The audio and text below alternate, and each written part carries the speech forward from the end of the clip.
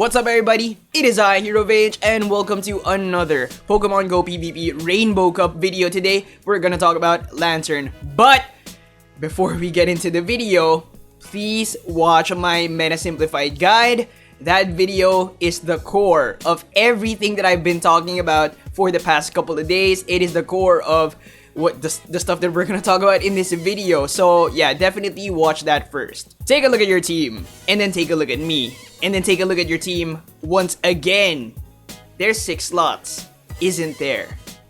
One of those slots should be for a water or an electric type. And the 3 Pokemon that I recommend for that one slot is Azumarill, Legacy Raichu, and Lantern. Now, what you choose to use in that slot is dependent on what you have in the rest of your team. But today, we're gonna talk about Lantern. And Lantern is fantastic. Is really good. What it does is very clear. Very clear. And yet, there's a way to do it better, and that's what I want you to get out of this video. There's a lot of finesse points when using Lantern, and I want to tighten up your gameplay. I want you to master using Lantern. And so let's start. We're gonna start the match off with a fantastic lead matchup. My opponent is gonna need to swap right away. He's gonna swap to Charizard. This is the matchup that we're talking about, Lantern versus Charizard. It's a farmable matchup, and finesse points right here. If your opponent throws Dragon Claw as the first charge move, that means he won't be able to kill you, okay? Because what it takes to kill you, I think, is gonna be 2 Blast Burns. So, you know, if he throws Dragon Claw, that means he probably won't get to, 2 Blast Burns because he already threw that energy. He's not gonna get enough damage to kill you, so no need to shield. If he throws Blast Burn and you think that he has enough energy to throw another Blast Burn, which is unlikely, right? But, you might have swapped too late, right? Then you shield, alright? That's some finesse right there. That is some finesse points right there. That's a fantastic matchup for you. You can farm, you can blast the next Pokemon with a Hydro Pump, and you either burn a shield or, get them really low health. So, yeah. Whew, man. That was a lot to say. I'm proud of myself. You goods? Got snacks? Fantastic. Okay, we're gonna take this guy out, Venusaur, and I'm happy, man. I'm happy I got through that. And the next Pokemon is the Quagsire we hit with the Hydro Pump. GG. So for the Charizard matchup, if he throws Dragon Claw as the first charge attack, there's no need to shield at all. And then if he throws Blast Burn, you need to assess, did he get enough energy to throw 2 Blast Burns? If yes, block the next move. If no, don't block it. It's a farmable matchup. But Vange, how do I know if the Charizard got enough energy? I'm gonna die of anxiety here, bro. This is how you know. Fire 5, okay? It takes 5 Fire Spins for a Blast Burn. The next match that we're gonna talk about is Ninetails. And Ninetails, let's count the fast moves, okay? 1, 2, 3, 4, 5, 6, 7. I tried not to blink. Did you see that weird flippy thing? 7, okay? How did I know not to block? Solar Beam takes 8. How do you remember that? Solar, 8 Beam, 8 Sun. Those are all really awkward. Super easy to remember. Ninetails takes 8. That's it, right? Pretty easy to remember. Ninetails takes 8. It's not that hard to remember that, right? I think that's pretty easy to remember. Here's the thing, okay? With Ninetails, you definitely don't want to block Psyshock, right? If you catch them and then they waste their energy throwing Psyshock at you, it's fantastic. Because if you block the next attack after that, right? Because they can still get the Solar Beam, right? The rest of the match is farmable. You don't need to throw the charge moves, okay? Let's say you make the mistake and block the Psyshock.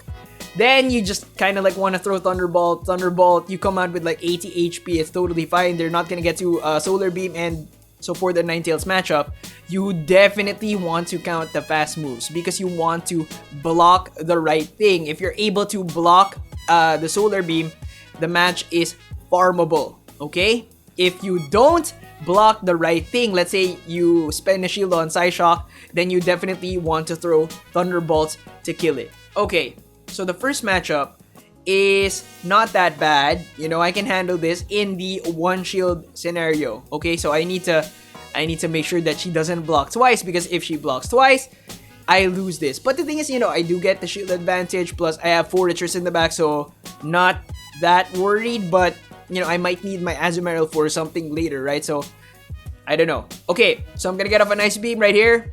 She didn't block it. Fantastic. One shield scenario, vanilla, I take that matchup. Okay, she pulls out Quagsire. I'm like, okay, you know what? Ding it with an Ice Beam. Okay, Azumarill doing work there. I took down like one Pokemon, plus I got half Quagsire's HP here. So I don't have a grass type Pokemon. Not good, but Forretress can kind of handle it, right? I wish that I had my Azumarill in this matchup here, but yeah, it is what it is. She pulls out Mantine. Okay, fantastic. That is the matchup that we're talking about. It's a very safe matchup, right? It's not a farmable one if you have Water Gun. If you have Charge Beam, it's farmable. Completely farmable. You don't need to block a single thing. For the Water Gun, you still don't need to block a single thing, but you have to throw Thunderbolts to kill it. You don't really have to rush to kill it, right? So here you see me farming, but then she swaps. I throw a Thunderbolt, and I kill Quagsire. I'm like, okay, well, there it is. Alright, so yeah. But Mantine, pretty easy matchup. You don't need to rush to kill it if you're Water Gun. If you're Charge Beam, completely farmable. Okay, so yeah, that's how you play that. Pretty easy. And yeah, we take the match.